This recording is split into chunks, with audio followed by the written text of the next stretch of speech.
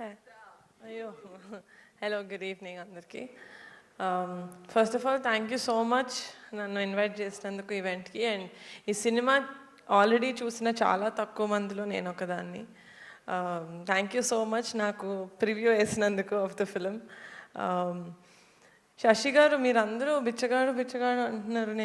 నేను శ్రీను సినిమా చూసి తెలుగులో ఎక్కెక్కి ఏడ్చాను sir. First time that film when I saw in Telugu with Venkatesh garu that you did no Srinu. చాలా ఏడ్చాను సార్. నాకు చాలా strong memory of that film that I have. And then I realize that you are the director of that film. And obviously a great film like Bichagadu అంటే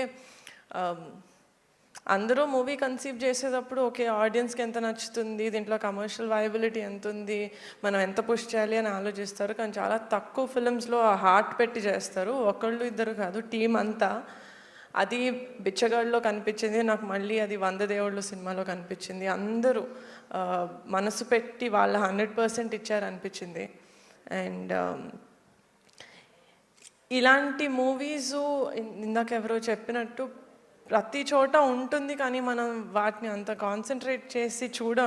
ఇలాంటి problems మనకి problems లాగా అనిపించదు. నేను చూసిన వరకు అయితే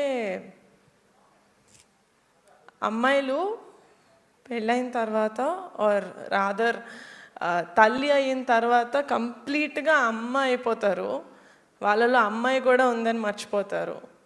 బట్ ఆ క్యారెక్టర్ని, ఆ క్యారెక్టరైజేషన్ని చాలా అద్భుతంగా రాశారు Sashi garu. And Swasika I think she became one of my favourite performers.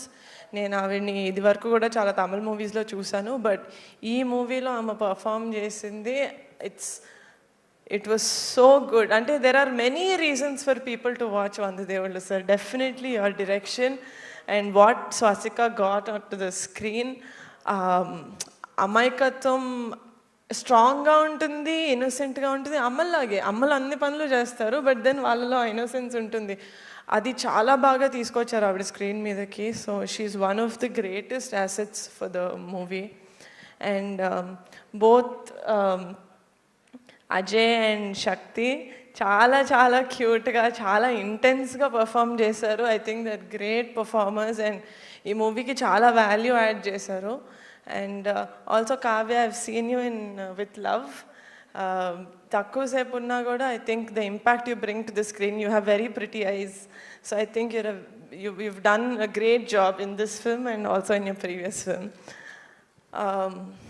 ఆ సాంగ్ అంటే ఈ సినిమాకి నాకు ఫస్ట్ నచ్చిందే టైటిల్ సార్. ఎందుకంటే మాకు బిచ్చగాడు సాంగ్ చాలా ఫేమస్. అది కూడా ఇట్ సేస్ 100 దేవుళ్ళు కలిసి వచ్చిన అమ్మ నీలాగా ఉండలేరమ్మా అని అంటుంది కదా. సో ఆ రీకాల్ వాల్యూ அது உங்களோட சாய்ஸா?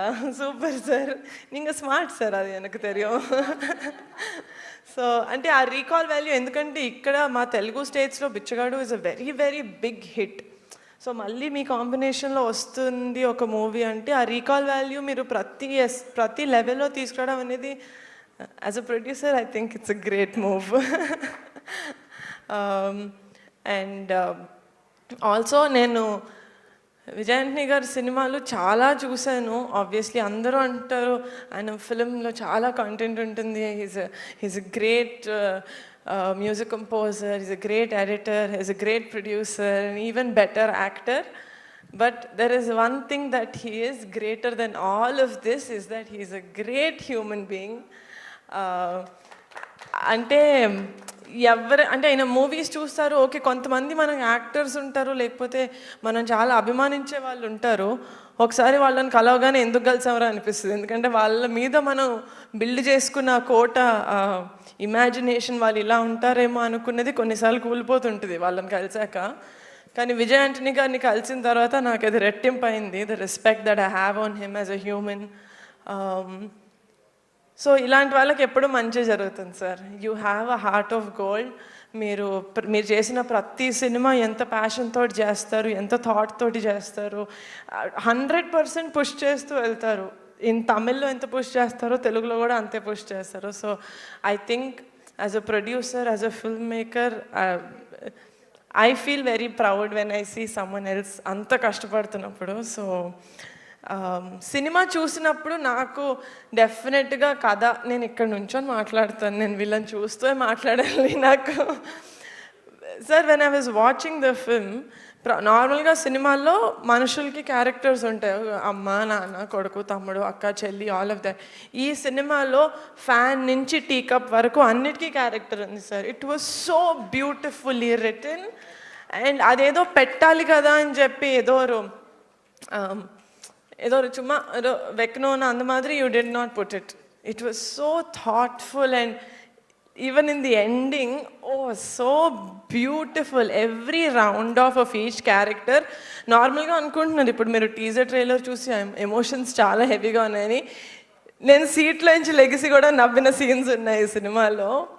And one of very very big beauty of this film as a character is Vijay Antony's garu's character.